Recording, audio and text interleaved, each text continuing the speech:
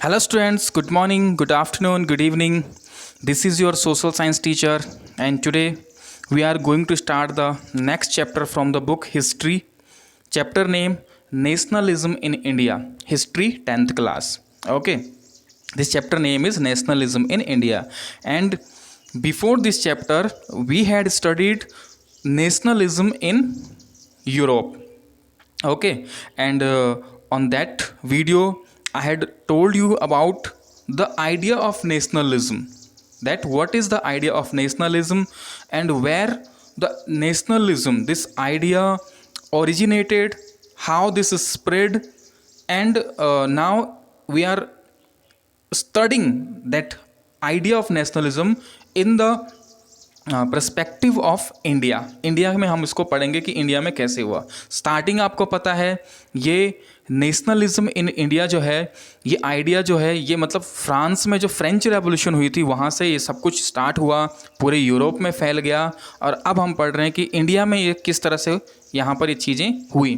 तो nationalism in India ये जो है, ये first decade of 20th century, 20th century यानी कि 1901 से लेकर के यानी कि 10 तक जो फर्स्ट डिकेड है, यानी कि 10 के बाद ही चीज़ें यहाँ पर होनी स्टार्ट हुई। आपको पता है वर्ल्ड वॉर फर्स्ट जो हुआ था 1914 to 18 हुआ था, यानी कि 14 में वर्ल्ड वॉर फर्स्ट हुआ था। और उस समय जो जीतने वाला जो था मीन्स ब्रिटेन की ही विजय, उसमें जीत हुई थी। लेकिन वॉर में जितने भी, चाहे कोई जीते या हारे, लेकिन खर्चे, एक्सपेंडिचर यानी कि कुछ ऐसे खर्चे ज़रूर होते हैं। तो ब्रिटिश यानी कि जो ब्रिटिश जो था, उन्होंने अपने उन खर्चों को, वॉर के जो एक्सपेंडिचर थे उनको रिकवर करने के लिए अपनी जितनी भी कॉलोनीज़ थी, ये सोचिए डिसाइड किया कि अपनी कॉलोनीज से रिकवर किया जाएगा उस एक्सपेंडिचर को। ओके, इंडिया भी इसकी एक कॉलोनी थी। तो जो ब्रिटिशर्स थे, इन्होंने यहाँ पर उस अपने एक्सपेंडिचर को British defence expenditure from colonies क्या किया, उसके लिए उस एक्सपेंडिचर को रिकवर करने के लिए इंक्रीज्ड टैक्सेस, यहाँ पर टैक्सेस बढ़ा दिए, increasing prices of food grains के प्राइसेस बढ़ा दिए, कस्टम ड्यूटीज़ बढ़ा दी, एंड इंट्रोड्यूस्ड इनकम टैक्स ला दिया, फोर्स्ड रिक्रूटमेंट इन आर्मी में फोर्स रिक्रूटमेंट होने लगा, फोर्स रिक्रूटमेंट उसी दौरान। अब ये सारी चीज़ें यहाँ पर ब्रिटिश गवर्नमेंट ने कर दी। अब ये जब चीज़ें करने लगे तो लोग बहुत परेशान होने लगे, क्योंकि टैक्सेस बढ़ चुके थे, यानी कि महंगाई बढ़ गई थी, लोगों के पास काम नहीं था, कस्टम ड्यूटीज़ बढ़ गई थी, फूड ग्रेन्स के प्राइसेस बढ़ गए थे, लोगों को इतनी प्रॉब्लम हो गई कि लोगों को खाने के लिए तक नहीं मिल पा रहा था। ठीक है ना। तो इन सब कारणों से इस टाइम को हंगर एंड हार्डशिप कहा जाता है। डायरेक्ट क्वेश्चन आता है, हंगर एंड हार्डशिप। ठीक है ना।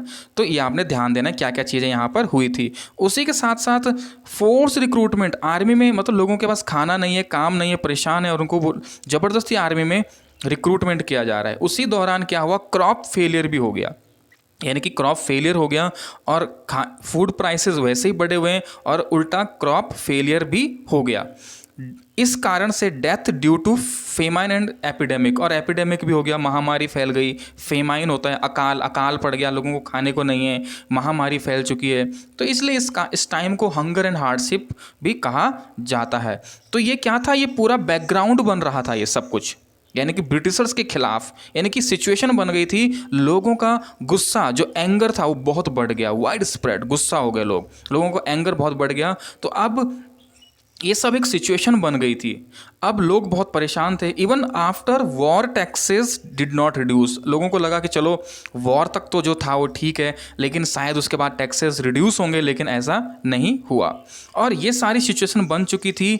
अब यहाँ पर एक बहुत ही खास जो एक पर्सनैलिटी थी, उनकी यहाँ पर एंट्री होती है। यानी कि जैसे मूवीज़ में दिखाते हैं ना कि प्रॉब्लम सिचुएशन, यानी कि वॉर्स से वॉर्स कंडीशन हो चुकी है, बस अब तो यही उम्मीद है कि कोई आए और बचाए। तो यहाँ पर भी कुछ ऐसा ही होता है कि यहाँ पर जब कंडीशन इतनी ख़राब हो चुकी थी, तो अब यहाँ पर एंट्री होती है किसकी, एक ऐसे लीडर की जिसने इस पूरे के पूरे सिस्टम को ही बदल के रख दिया। वो कौन थे, वो थे मोहनदास करमचंद गांधी। ठीक है ना, MK गांधी। तो गांधी जी के बारे में अब हम यहाँ से देखते हैं। और ये आपने सारी चीज़ें जो इसमें जितनी भी डेट है आपको याद करने की ज़रूरत नहीं पड़ेंगी। जिस तरह से यहाँ पर ये लिखा हुआ है ये सारा एक सीक्वेंस में है, आपको याद करने में कोई प्रॉब्लम ही नहीं होने वाली है। इस तरह से सीक्वेंस बना रखा है इसका, ठीक है। तो आपको बस इतना याद रखना है कि वर्ल्ड वॉर फर्स्ट 1914 में स्टार्ट हुआ था। ओके, अब गांधी जी 14 में वर्ल्ड वॉर, 15 में 1915 में return from south Africa. South Africa से गांधी जी कहाँ आए? इंडिया आए।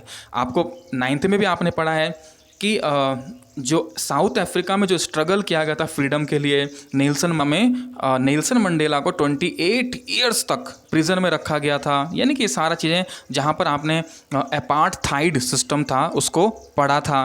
ओके, तो अब हम यहाँ पर देख रहे हैं सबसे पहले कि गांधी जी जो थे उन्होंने साउथ अफ्रीका में भी प्रोटेस्ट किया, सपोर्ट किया, उनको वहाँ स्ट्रगल में सपोर्ट किया। नेल्सन मंडेला बहुत इंस्पायर थे गांधी जी से, वहाँ से सक्सेसफुली उन्होंने वहाँ पर प्रोटेस्ट करके जब वो इंडिया लौटे तो यहाँ पर उन्होंने क्या लॉन्च किया, यहाँ की कंडीशन को देख के यहाँ पर लॉन्च किया सत्याग्रह। 1 नंबर का क्वेश्चन आता है, what is Satyagraha? Satyagraha means सत्य का आग्रह, यानी कि इनका मानना था कि हमें सत्य और नॉन वायलेंस के साथ, यानी कि वायलेंट होने हुए बिना नॉन वायलेंस पॉलिसी के साथ हमें क्या करना है? अपोज करना है, प्रोटेस्ट करना है, लेकिन वायलेंट नहीं होना है। तो इन्होंने यहाँ पर सत्याग्रह स्टार्ट किया। अब डेट वाइज चल रहे हैं, 14 वर्ल्ड वॉर, 15 गांधी जी। 1916 में इन्होंने क्या किया? सत्याग्रह की ही पार्ट हैं ये सारे। सत्याग्रह स्टार्ट किया। सबसे पहले चंपारण डिस्ट्रिक्ट चंपारण में गए, support peasants against oppressive plantation system. Champaran जो कि बिहार में का एक डिस्ट्रिक्ट है चंपारण, वहाँ पर जाकर के जो प्लांटेशन वर्कर्स थे उनको ब्रिटिश गवर्नमेंट के द्वारा फोर्सफुली इंडिगो प्लांटेशन के लिए फोर्स किया जाता था, तो वो लोग नहीं करना ऐसा चाहते थे, तो इसलिए गांधी जी ने उनको सपोर्ट किया चंपारण डिस्ट्रिक्ट में। 16 के बाद फिर 17 में वो खेड़ा डिस्ट्रिक्ट में गए जो गुजरात में है, वहाँ पर इन्होंने सपोर्ट किया पीजेंट्स को who wanted relaxation from tax, जो टैक्स से रिलैक्सेशन चाहते थे।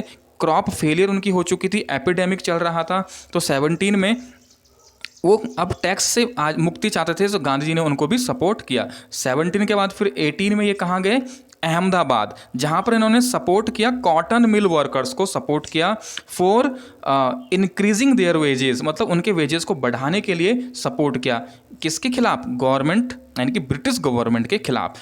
चंपारण, खेड़ा, अहमदाबाद, ये सब सत्याग्रह के अंडर में, सब कुछ सत्याग्रह के तहत ये सब कुछ किया गया था।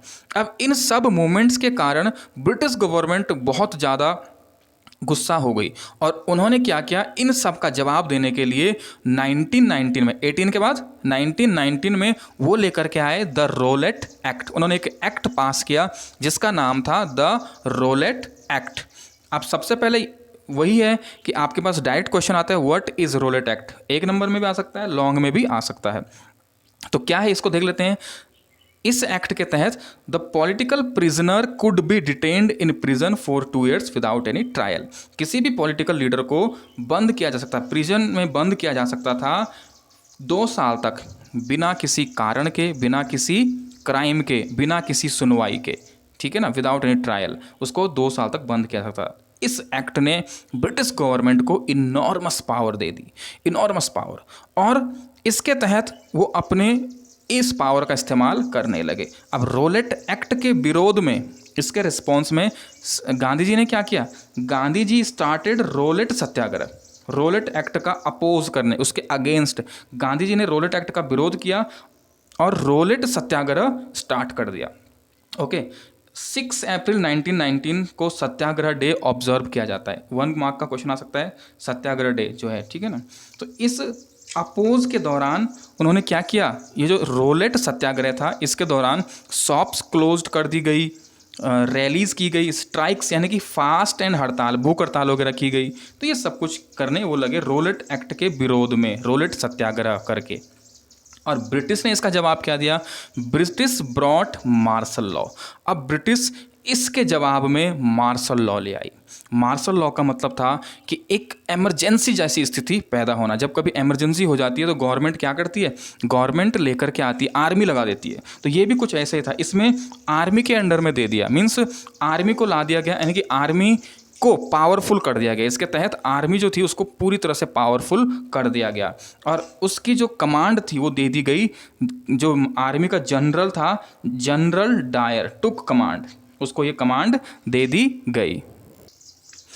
जनरल डायर को कमांड दे दी गई, जिसके तहत मार्शल लॉ के तहत ही जनरल डायर उसने क्या किया वो हम अब इसमें आगे देखते हैं।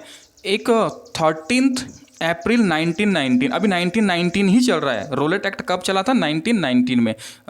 मार्शल लॉ कब आया? 1919 में ही। तो इसी दौरान 13 अप्रैल 1919 में एक जलियांवाला बाग, यानी कि जो अमृतसर में, a large crowd gathered in Amritsar, Amritsar में एक बहुत भीड़ इकट्ठा हुई थी, क्योंकि बैसाखी का त्यौहार था, बैसाखी का फेयर, बैसाखी फेयर यानी कि मेला लगा हुआ था। कहाँ पर? जलियांवाला बाग, एक पार्क है ये अमृतसर में, जहाँ पर बैसाखी का मेला था। बैसाखी फेयर के दौरान बहुत गैदरिंग थी, वहाँ पर बहुत लोग मेला घूमने, मेले में आए हुए थे। तो मेले में किस तरह के लोग आते हैं? मेले में बच्चे, बूढ़े, औरतें, ये सब लोग घूमने आते थे। एक बहुत बड़ी गैदरिंग थी और मार्शल लॉ के तहत ये कहा गया था कि कोई भी गैदरिंग नहीं की जा सकती है, मीन्स कहीं पर लोग इकट्ठा नहीं हो सकते हैं। ये मार्शल लॉ में आर्मी के थ्रू मीन्स ये कहा गया था।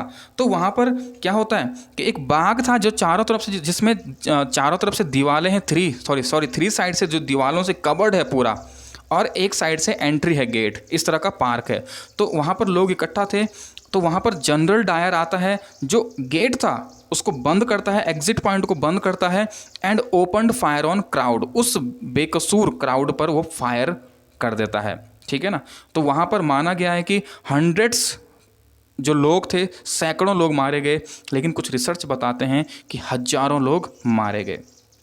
ये जो जलियांवाला बाग था 1919, 13 अप्रैल 1919, ये पूरे देश में स्प्रेड हो गया ये घटना, और लोग बहुत ज़्यादा अग्रेसिव, बहुत गुस्सा होने लगे, क्योंकि वहाँ पर मासूम बच्चे मारे गए, औरतें मारी गई, बुजुर्ग मारे गए। तो इससे वो बहुत गुस्सा हो गए सारे लोग, और जो मूवमेंट चल रहा था, मूवमेंट बिकेम मोर अग्रेसिव, ये मूवमेंट अब अग्रेसिव बन गया, लोग वायलेंट होने लगे। लोग ब्रिटिश जो भी ब्रिटिश ऑफिसर्स थे उन पे अटैक करने लगे। तो वायलेंस पैदा होने के कारण से गांधी जी जो थे वो थोड़ा सा घबरा गए, और उन्होंने इस मूवमेंट को कॉल्ड ऑफ द मूवमेंट, इस मूवमेंट को वापस ले लिया, बंद कर दिया। Then Gandhi ji felt need to launch more broad movement. अब गांधी जी को लगा कि ऐसे छोटे छोटे मूवमेंट करके काम नहीं चलने वाला है, उनको लगा कि कुछ बड़ा करना होगा, यानी कि कुछ बड़ा वो प्लान करने लगे। और कुछ बड़ा करने के लिए, कुछ बड़ी प्लानिंग के लिए, बड़े मूवमेंट के लिए वो उनको पता था कि हिंदू और मुस्लिम को एक साथ होना होगा, तभी ये वर्क हो सकता है, तभी ये मूवमेंट हो सकता है। So he used idea of his book, उन्होंने अपनी एक बुक थी हिंदू स्वराज, ये भी ध्यान देना, एक नंबर का क्वेश्चन आ सकता है। तो अपनी जो बुक थी हिंदू स्वराज, उसका एक आइडिया उस सामने लेकर आए, जो आइडिया क्या था? Non cooperation movement.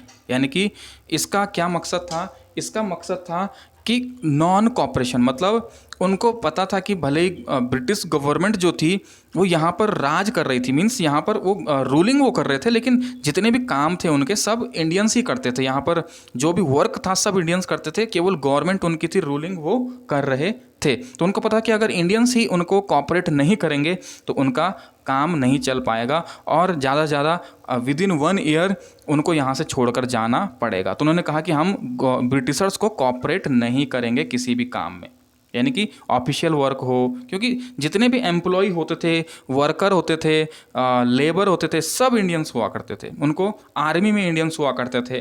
तो उनको पता था कि मीन्स उन्होंने कहा कि हम किसी भी काम में उनको कॉपरेट नहीं करेंगे, उसको कहा गया नॉन कॉपरेशन मूवमेंट।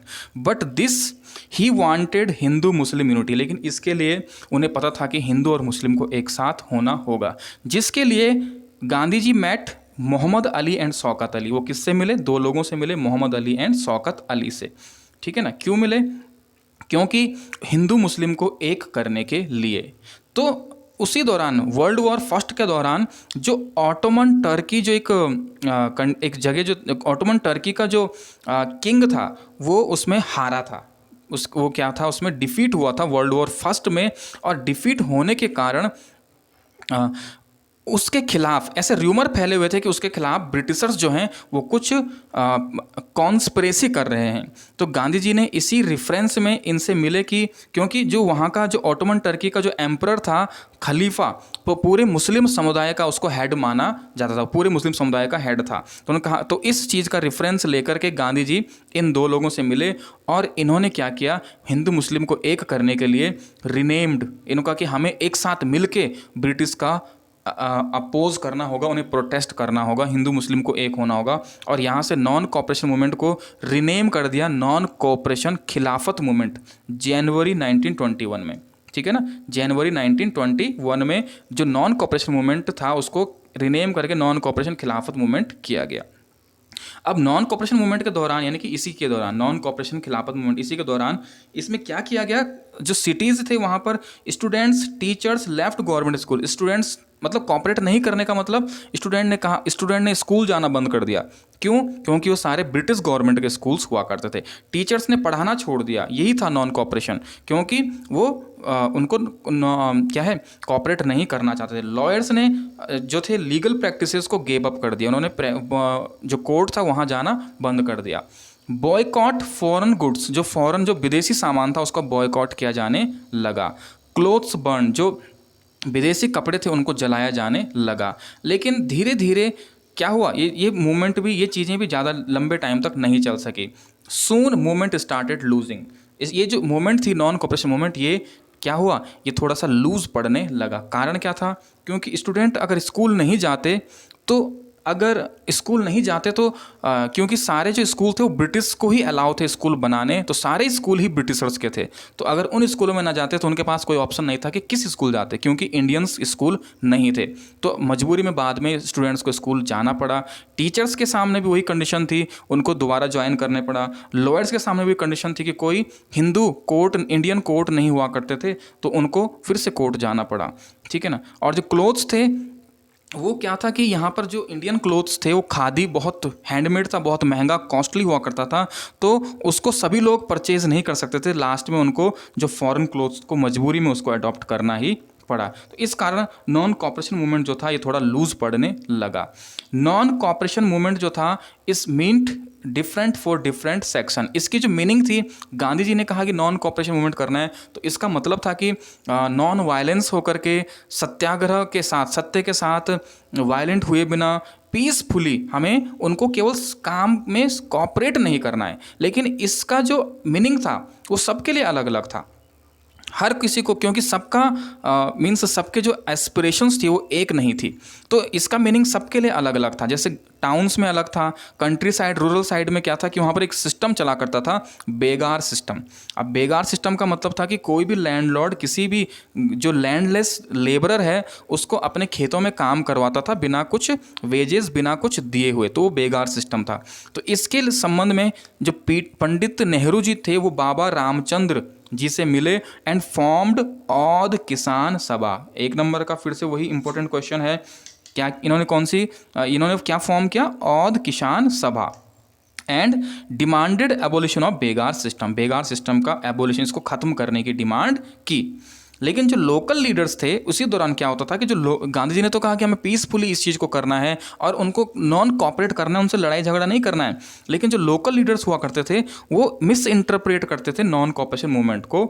उन्होंने क्या मिस इंटरप्रेट कर दिया कि अजी अब तो गांधी राज है, अब तो हम क्या करेंगे, मीन्स नो टैक्सेस पेड, कोई टैक्स पे नहीं करेगा, जबकि नॉन कॉपरेशन में ये नहीं था। तो मिस इंटरप्रेट किया गया हर चीज़ को। तो जिस कारण से क्या हुआ, इस कारण से जो प्लांटेशन वर्कर्स थे लेफ्ट जॉब्स, अब उस समय एक बॉन्डिंग हुआ करती थी कि जो प्लांटेशन वर्कर्स हुआ करते थे उनके साथ एक बॉन्डिंग ये हुआ करती थी कि उनको वर्क वो छोड़ नहीं सकते थे। तो उन्होंने भी क्या किया, अपना काम छोड़ दिया and beaten by the police, और उनको पुलिस के द्वारा पीटा गया। इन 1921 में क्या हुआ, नॉन कॉपरेशन खिलाफ उन्होंने रिनेम्ड हुआ। ओके, 1999 में जलियांवाला बाग हुआ। ठीक है, ऊपर से सारा सीक्वेंस चल रहा है। अब 22 में क्या हुआ, चौरी चौरा इंसिडेंट हुआ। ये चौरी चौरा इंसिडेंट क्या था, इस दौरान एक जो पीसफुल प्रोसेशन 1922 में एक चौरा चौरी इंसिडेंट हुआ। इसमें क्या हुआ, अब पीसफुल प्रोसेशन, एक पीसफुल प्रोसेशन जो जा रहा था तो यहाँ पर पुलिस ने इनको रोक दिया और पहले क्या किया, हवा में फायर किया और फिर कुछ फायरिंग इन पे भी कर दी, जिसके अपोज में इन्होंने एक इस प्रोसेशन ने इन्होंने क्या किया, इन्होंने एक पुलिस स्टेशन को ही क्या कर दिया, जला दिया, और वहाँ पर 22 पुलिस वालों को जिंदा जला दिया। तो इस कारण से गांधी जी को फिर नॉन कॉपरेशन मूवमेंट को भी कॉल्ड ऑफ करना पड़ा, वापस लेना पड़ा। अब गांधी जी को रियलाइज होने लगा, और कुछ लीडर्स का मानना भी था कि लीडर्स के द्वारा लोगों को मिस इंटरप्रेट किया जा रहा है, वो मूवमेंट को समझ नहीं पा रहे हैं कि हमें किस तरह से करना है, वो हमें वायलेंस नहीं करना है, नॉन वायलेंस करना है। इसलिए पहले उन्हें एजुकेट करना जरूरी है एंड ट्रेंड करना जरूरी है इंडियंस को बिफोर मास मूवमेंट। अगर बड़ी मूवमेंट करनी है तो इनको थोड़ा सा एजुकेट और ट्रेंड करना जरूरी है कि किस तरह से हमें करना है। तो कुछ लीडर्स थे जैसे सीआर दास, मोतीलाल नेहरू फॉर्म्ड स्वराज पार्टी 1922 में। इन्होंने एक स्वराज पार्टी बनाई कि जिसके तहत इन्होंने कहा कि हमें लीगल तरीके से वर्क करना है, कि जैसे इंडियंस जो ब्रिटिशर्स हैं उनके जो इंस्टीट्यूशंस में जा कर के उनके काम को देख करके सीखना, हमें ट्रेंड होना होगा। बट कुछ लीडर्स थे जैसे जवाहरलाल नेहरू, सुभाष चंद्र बोस, वो मूवमेंट चाहते थे, वो इस चीज़ को नहीं मानते थे। वो मूवमेंट चाहते थे कि हमें मूवमेंट के थ्रू ही क्या करना होगा, मूवमेंट के थ्रू ही हमें इंडिपेंडेंस लानी होगी। ओके, सो यहाँ तक ये था इसका फर्स्ट पार्ट इस चैप्टर का। बाकी का सेकंड पार्ट हम नेक्स्ट वीडियो में देखेंगे।